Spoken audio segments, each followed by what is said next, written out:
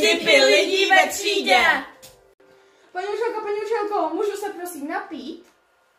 Paní učitelko, a proč vlastně mluvíme? Paní učitelko, a proč vlastně musíme nosit ty kalhoty? Buď ticho už! Abychom si vypravit. Já nevím. Já jsem se naučila na test.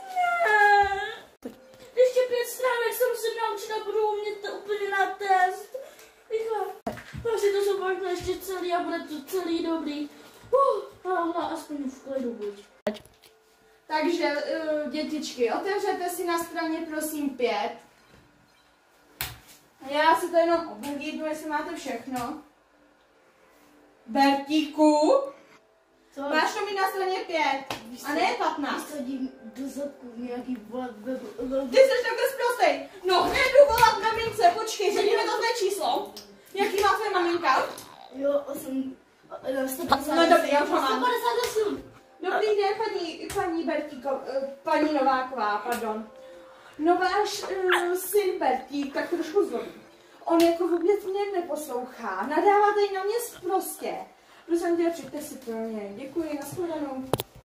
Moje flow a jedu na kole. A nerozdiš se! A nezbývej! Pardon, pane učiteli, já jsem nevěděla, že A otevři si stranu na 15.